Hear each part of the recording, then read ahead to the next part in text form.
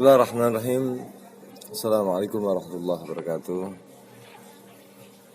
Alhamdulillah, salatu wassalamu ala Sayyidina Rasulullah Muhammad ibn Abdullah wa ala alihi wa sahbihi wa man walah wa la hawla wa la quwata illa billah.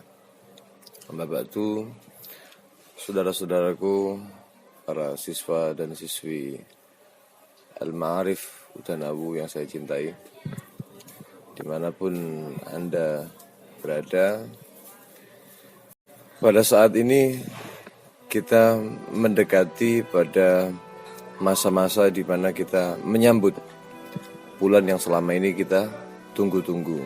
Harapannya mudah-mudahan kita ketika masuk pada bulan itu kita termasuk dari golongan orang yang musta'idin, orang yang siap.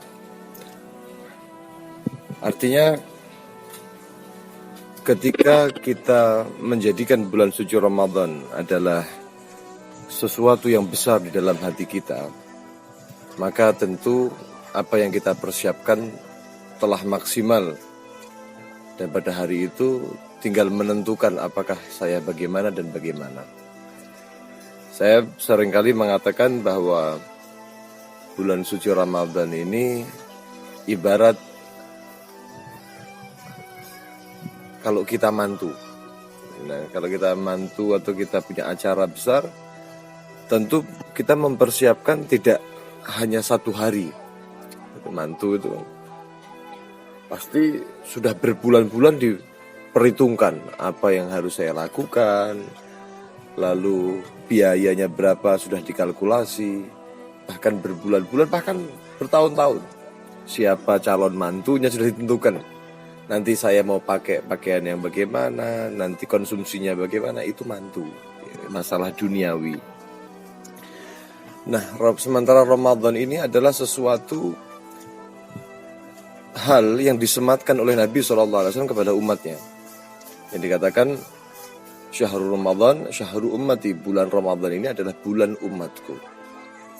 Ketika kita merasa itu adalah milik kita dan besar di dalam hati kita, tentu kita tidak akan hanya masuk begitu saja pada bulan suci Ramadan, akan tetapi kita masuk di dalam bulan suci Ramadan dengan segala bentuk persiapan dan kegembiraan.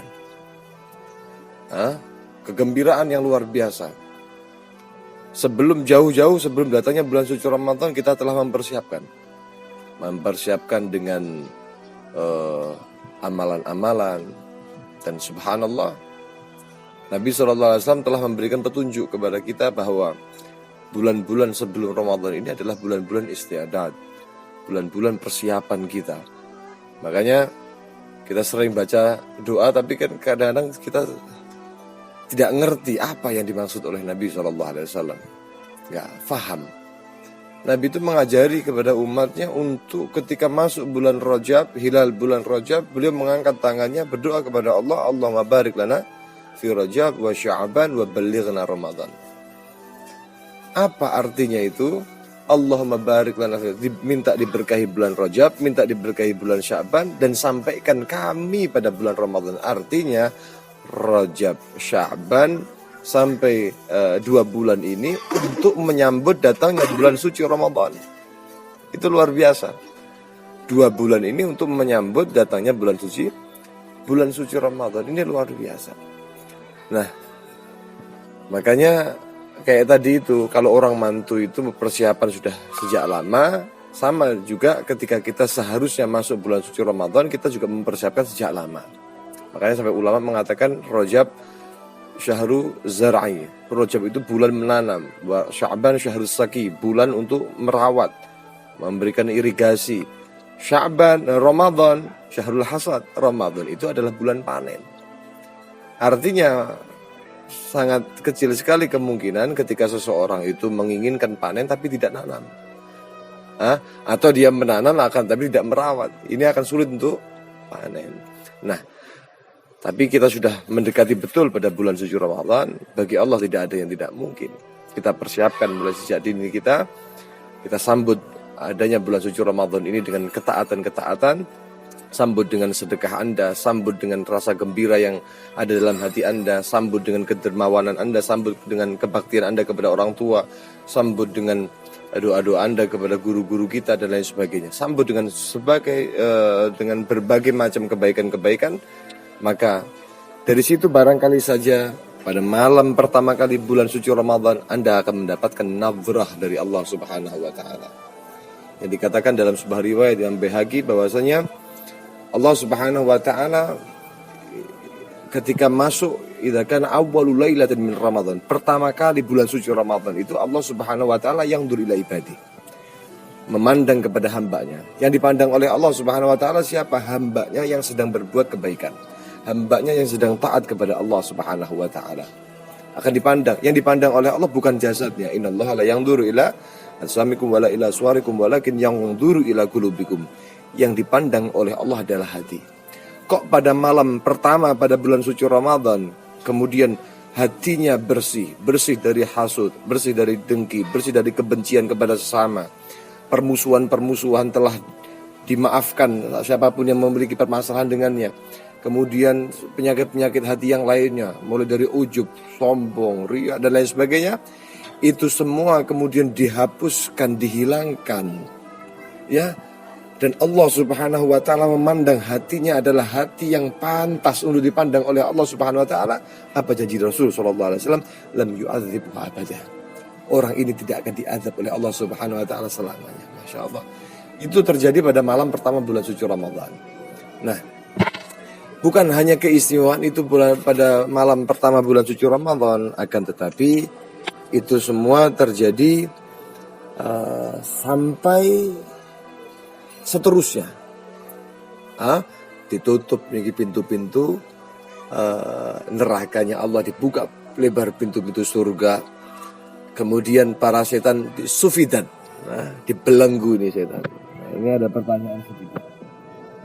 Kalau sudah setan dibelenggu Ramadan ini berarti nggak ada setan, nggak ada gangguan setan lagi.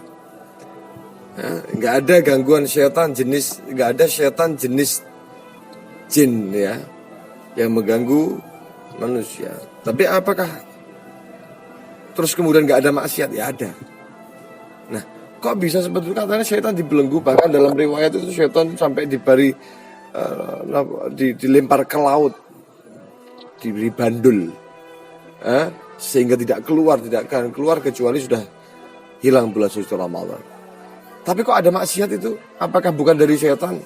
Bukan dari setan. Itu bukan murad dari setan. Bukan tipu daya setan yang langsung diberikan oleh setan, tidak. Tapi para ulama, sebagian ulama mengatakan itu semua terjadi karena sudah terlalu mesra selama 11 bulan hubungannya dengan setan. Sehingga apa yang menjadi cita-cita syaitan, apa yang telah menjadi perangai syaitan, apa yang telah menjadi tipu daya syaitan itu telah melekat rapat kepada seorang manusia sehingga terbiasa dengan apa yang menjadi tipu daya syaitan. Nah, 11 bulan syaitan menanamkan, lalu ditinggal pun bisa jalan. Kayak orang bekerja. Orang bekerja itu sekarang saya sebagai mandornya, saya cek, saya arahkan. Saya punya karyawan-karyawan. Suatu saat saya mau umroh. Saya katakan kepada karyawan-karyawan, nanti toko tetap buka. Nanti harganya ini sekian. Telah disusun apa yang harus nanti dilakukan orang ini. Kira-kira masih bisa tutup, masih bisa buka nggak? Bisa buka. Padahal dia tidak ada, tapi tokonya tetap berlanjut, tidak ada masalah. Kenapa? Karena sudah saya laksanakan briefing. Dia sudah tahu bagaimana sikap saya menghadapi tamu, menghadapi ini dan lain sebagainya, menghadapi pembeli dan lain sebagainya. Sehingga saya pergi, dia tetap melaksanakan dengan bagus. Walaupun saya tidak ada, sama dengan itu.